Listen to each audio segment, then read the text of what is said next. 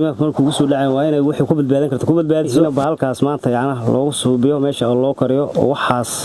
lagu badbaadiyo naftadooda oo dhacankan amshaahan laga dhigo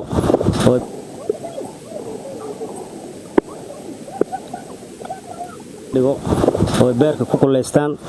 ilaa qadiyo waxay meesha ku gaaraan haddana wacnaha asagana xoogo qoray ka dhigtaan ka bacdina xoogo ku biyo cabaayeen siniin ay Ilaahay ka soo qaado inay la soo gaarsiiyaan taasoo meel walba ay joogan caalanka qurbaha meel walba taasoo ku codsanayna waxaan ku noolnahay waxaanaha ummadda sanadka maanta lagu jiro wadanka Soomaaliya baaba ay tahay